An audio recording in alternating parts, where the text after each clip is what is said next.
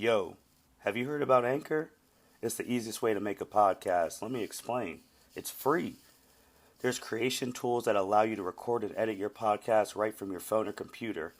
Anchor will distribute your podcast for you so it can be heard on Spotify, Apple Podcasts, and many more.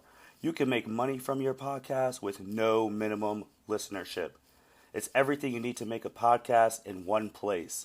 Download the free Anchor app or go to anchor.fm to get started.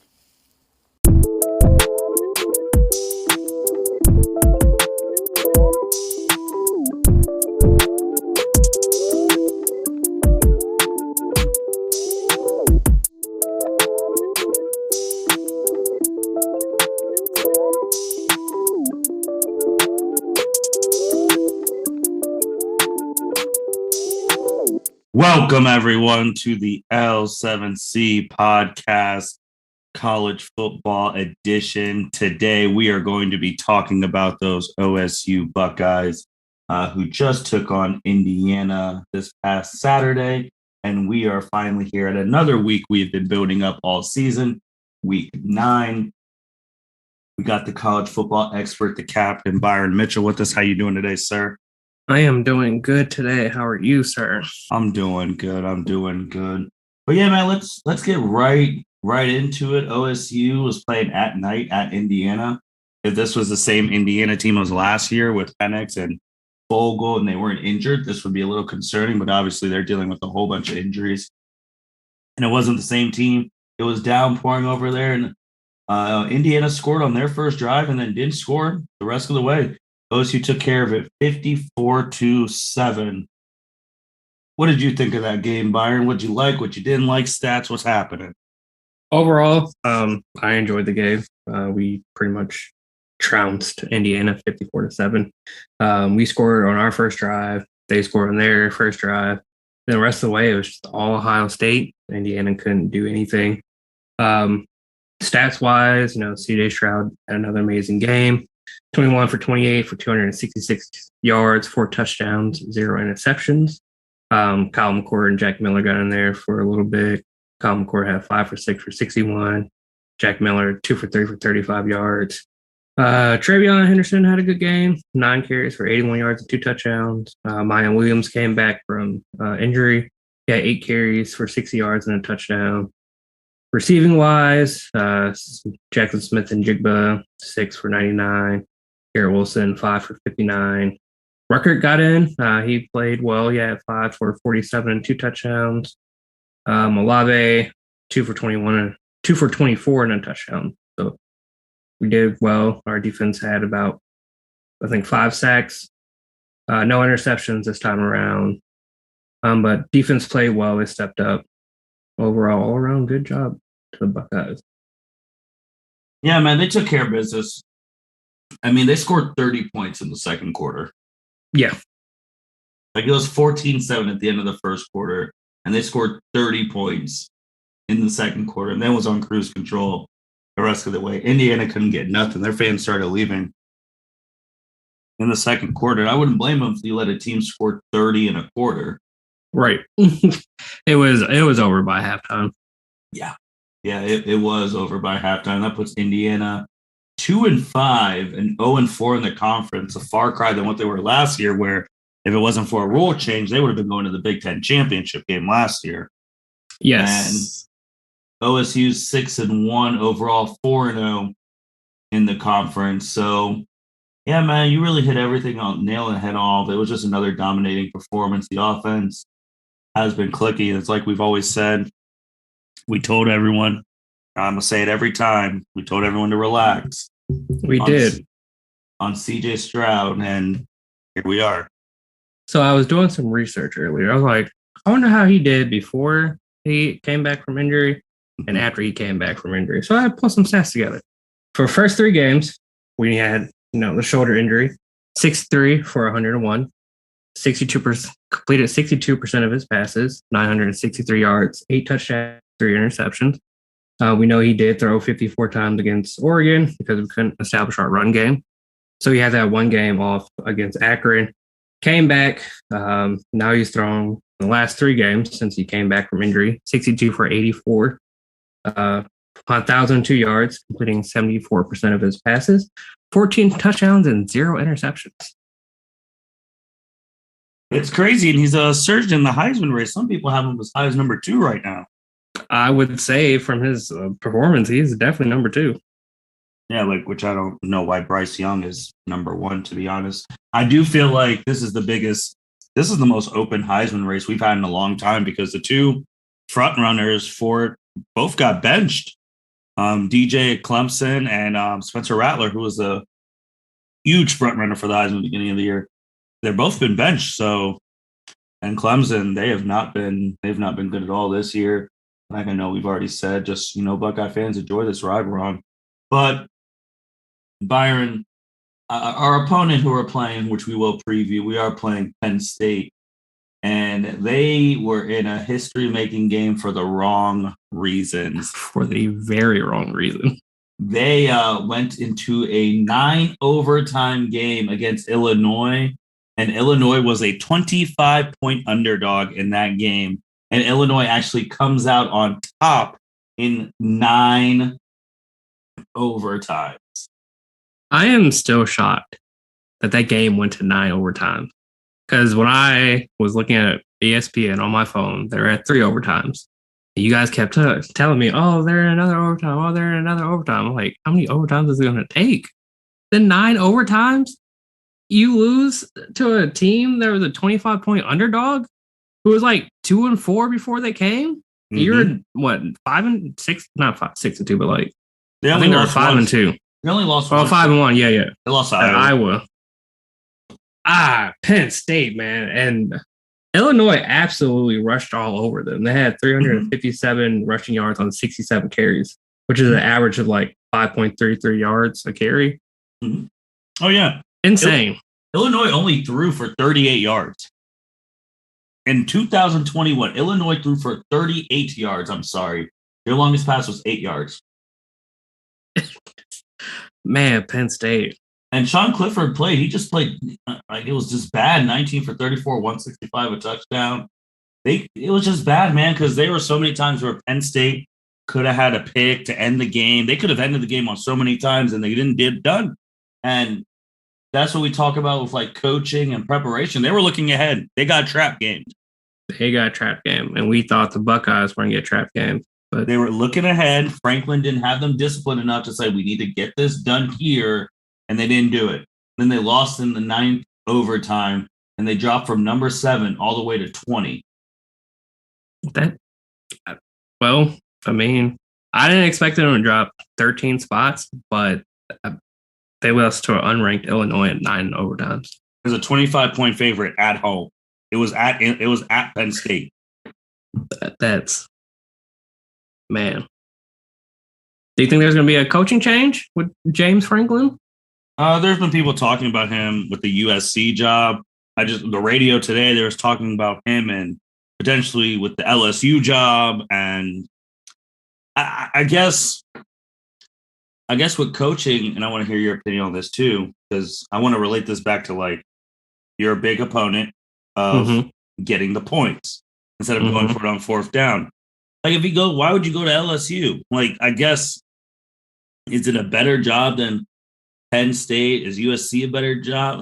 Maybe, but it's like you're going to go to LSU and go be in the West with Nick Saban. Why?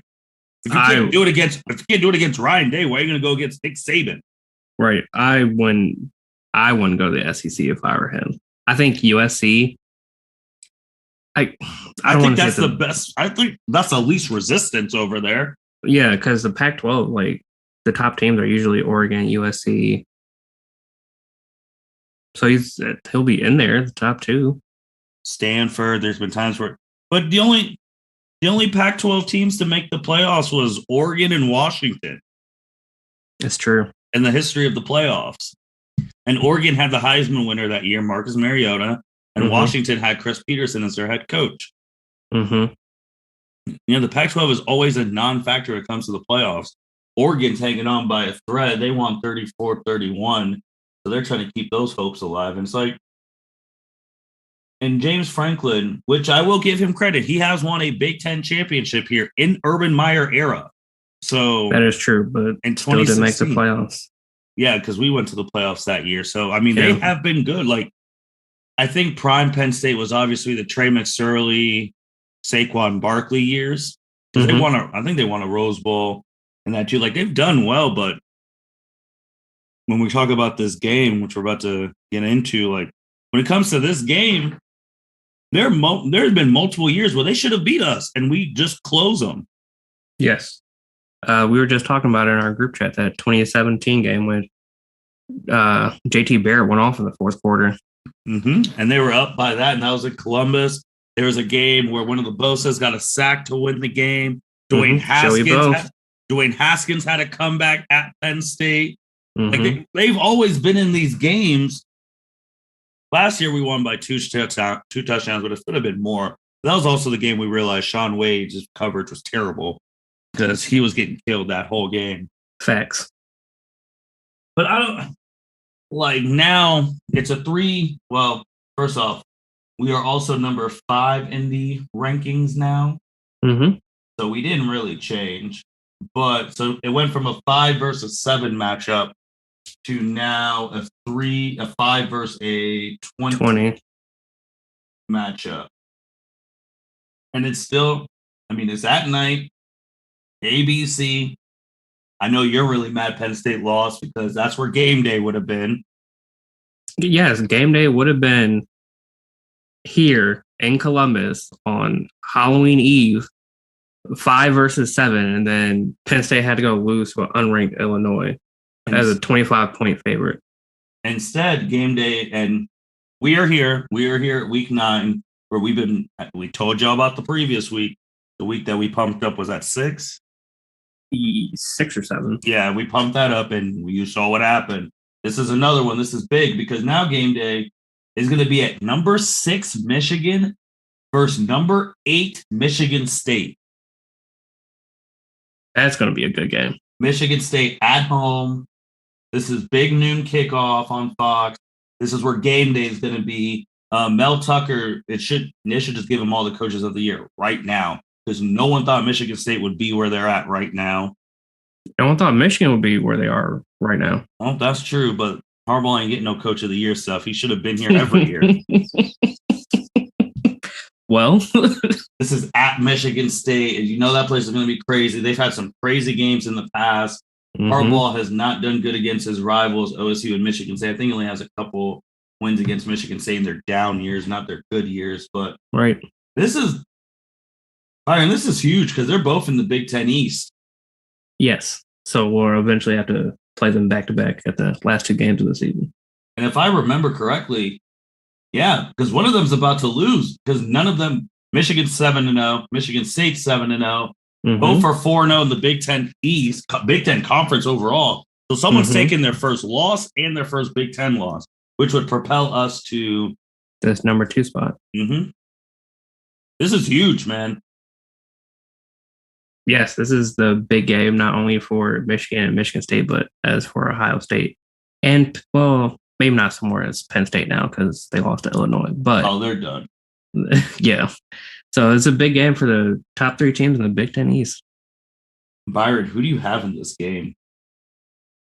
After doing my research today, I'm going to say Michigan because they have a better defense. Okay.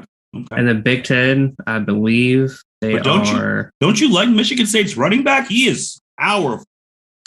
Michigan State does have a very good running back. I can't think of his name right now.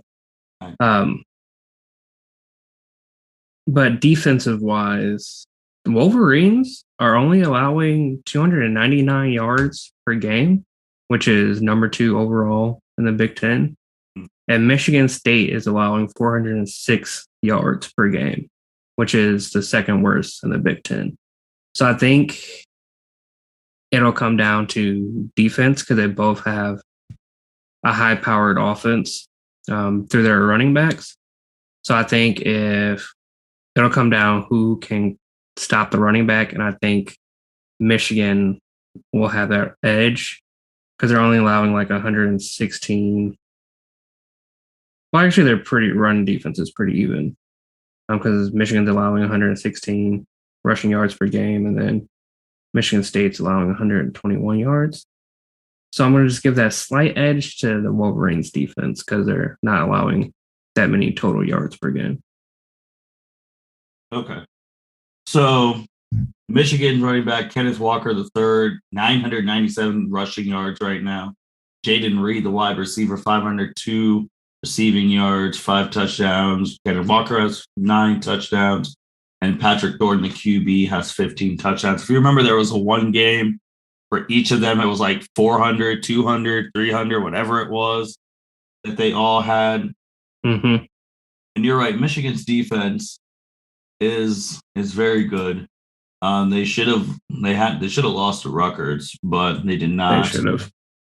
But honestly, Byron, I don't like picking Michigan at all, because the bad thing is a scary Michigan State team. A good Michigan State team is not usually typically good for Ohio State. No, it is not. Because when they are good, that is bad. There's a couple games where they have upset us. They have multiple wins in the Urban Meyer era against OSU, Mm-hmm. and in fact, close ones.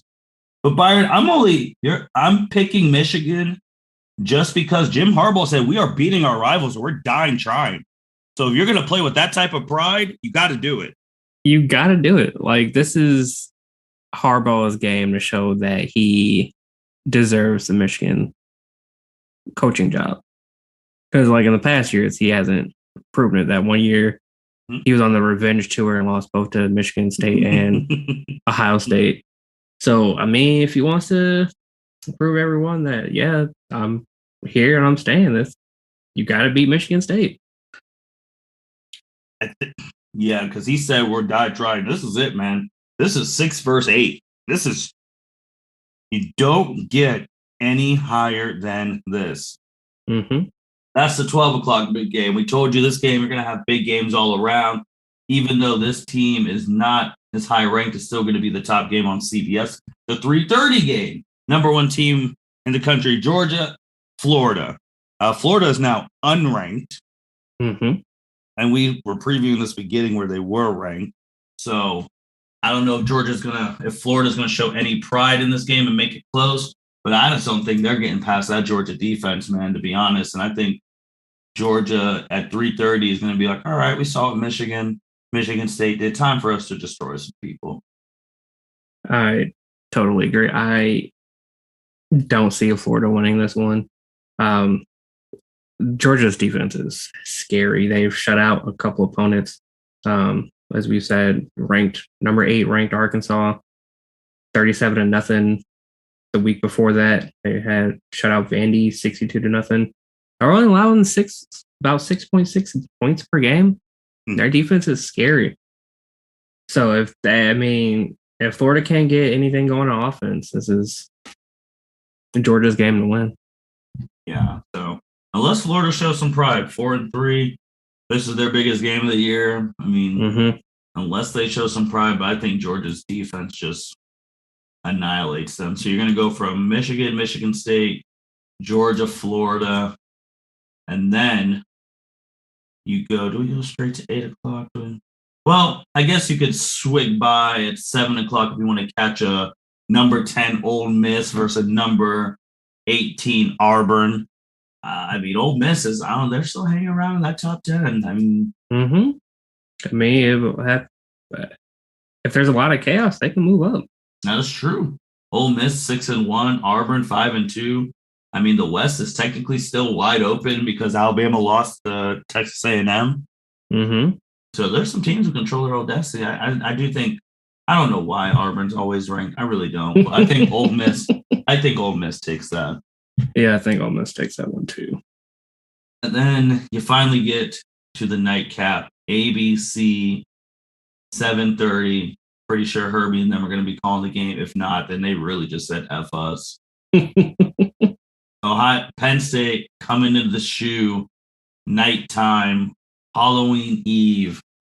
Got about 102,000 right now confirmed tickets going to be at that game. It's the Scarlet out, going to be rocking new uniforms. Place is going to be crazy. Byron, this is Penn State's biggest game. Mm-hmm. This is the best defense we've played since Oregon. Mm-hmm. What are your keys to the game? Who do you got? And this is the last game before next Tuesday when the first college football playoffs are rankings, where that's why we pick 8:30 to record so we can be in the college football playoff mode and get our reactions right after it. Mm-hmm. Mm-hmm. This is a big game, like you said, for Ohio State to make a statement, to get those first rankings for the college football playoffs next Tuesday. There's an even bigger game for Penn State to let people know we're still here. Even though we lost to Illinois, we're still here. Keys to the game, I'm going to say, are running backs, because, like I said, Illinois ran all over Penn State. Mm-hmm. So if we can establish the run early, I don't think they'll be able to stop us. I don't think they'll be able to stop C.J. Stroud. Like I say, he's been on a tear ever since Travion Henderson. Yep, C.J. Stroud's been on a tear ever since he came back from that shoulder injury. I just don't see Penn State winning this one. But again, Penn State always has our number in a night game, so it makes me a little bit worried. But after seeing them lose to Illinois last week, I'm not that worried. Yeah, I don't know, man, because we're gonna be watching the game together, so it's gonna be watching, having fun, taking mental notes. But the fact that Penn State losing to Illinois made this now we're 18-point favorites. And I don't remember being an 18-point favorite in a long time in a Penn State game when they're actually decent. And Penn State's they lose this, they're going to be unranked. It's crazy you went from the top 5, 7, top 4 to unranked in 3 weeks. Yeah. Because if they lose to us, are they going to beat Michigan? They're going to beat Michigan State? They still got to play them. They could be under 500 by the time this is done. I feel like if they're under 500, Franklin might be like, maybe it is my time to leave. I feel like, I feel like this is his last season with Penn State. Yeah. So this game, we don't know the weather too. Don't know if it's going to be raining or anything like that. But we got to establish the run. I think obviously our strength is our offense. Their strength is their defense. So we're going to see how that goes. Now on the flip side, their offense looked terrible against Illinois. So I'm expecting big things from our defense. If Penn State's starting to score all over the place, then I'm going to have more issues with the defense. But the way they played against Illinois, I don't know if they're going to get up to 20 points. I don't think they are. But now with the way our defense is playing now, I don't know if this would be a test because Penn State's offense is not looking that great. They look great against Iowa, and then their defense just let up. I didn't really see much of the Illinois game, but going to 9 overtimes, I'm going to say their offense wasn't looking that good either. So I just don't see their offense overpowering our defense. Yeah, and this is the end tail on the season. Is Jim Tressel used to say November is for contenders, and Nebraska will be a quick one, but then Purdue, Michigan State, Michigan. That Purdue game, now we're looking at that because they beat Iowa, even though they can't have nice things. So they can show some things, but Purdue likes to spoil the number 2 team. Yes, we have been there. And it was funny how Illinois' win against Penn State was their biggest, it was their biggest upset at an opponent's place since OSU of 2007 with Juice Williams on that. Yep. They like to play spoilers too. But I think with ABC under the lights, I think the team's going to be juiced up. And if, depending on how that defense goes, I really think we can hang about 40 on them. I do think, yeah, because I think we're averaging 49 points a game. Yeah. So, and that offense was just so bad yesterday. I don't want to say a 40-14 win, just because if Penn State's putting their heart and soul, and if we start messing up, because we haven't had any slip-ups since CJ's come back. So that's been really good, but we know how college football goes. Sooner or later, there'll be a pick that changes the momentum. There'll be this, there'll be that. So But I think with under the lights, we're the last game. Eventually, the committee's gonna be like, all right, Ohio State's back and put us in that don't know where they'll put us in that 5th spot, but I think it's a good 45-17 win. Yeah, I think 45-17 sounds about right. Yeah, just from what they showed, if they would have blown out Iowa, if they would have blown out Illinois, this would have been 1 touchdown game for me. Oh yeah, but they didn't, and Illinois is terrible, so that was embarrassing. Byron, I looked up the weather. So on Saturday, it's predicted to 57, 48% chance of rain in the morning, and then at night it's going to be 48 degrees with a 24% chance of rain. Okay. I mean, we saw what they were like in the rain on last Saturday, and they had no issues. Right. So we'll see. Byron, anything else going on, man? This is the last one before we have playoff rankings. That's when we really start bringing back all the scenarios once again. Your top 4 predictions for the official college football rankings. I've been thinking about this. Me or what I think the what you would like to see, and then what you think the committee will do. All right, let me. Yeah, I actually think I had that somewhere. Shoot. So number 1 is going to be Georgia. Mm-hmm. This is number 2. I would put number 2. I would put Cincinnati. Mm-hmm. Are they going to do that? No. Number 2 is going to be Alabama. Mm-hmm. Because they lost on a field goal at night at Texas A&M, full crowd, moon and all. Mm-hmm. Number 3, I would have Cincinnati. And number 4, I would have Ohio State as of right now, because we've looked more dominant than Oregon has since they've lost, even though if Oregon starts going crazy. And then my 5 and 6 would be Oregon and then Oklahoma. Because you already know, I think Oklahoma's frauds. They just escaped again. So they're either fraud, they're the biggest frauds on earth, or the team of destiny. But those would be my top 6. Okay. I think we're pretty much aligned, because I would have Georgia 1. Mm-hmm. I would keep Cincinnati at 2, because in my eyes, they haven't proved themselves not worthy of being the number 2 spot. But you know what they're about to do. I know they're about to probably put Cincinnati at 5. Mm-hmm. So then they'll probably have Alabama as 2, like you said. If we win, I will put us at 3. Well, they'll probably put us at 3. Mm-hmm. Number 4, I think if Michigan wins, I want to put them at 4. I forgot about that's yeah. I think they might keep Oklahoma at 4 and then have Michigan at 5 and then Oregon at 6. Well, no, I said Cincinnati at 5, then Oregon.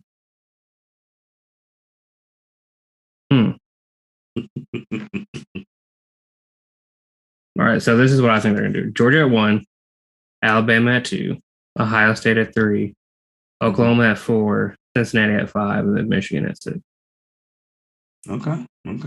I did forget about Michigan. If they do get this top win, they could. But what if Michigan State wins? Do you have the winner of that going to 4? No, I think if Michigan State wins, I think they'll be the 6th seed or 6th spot.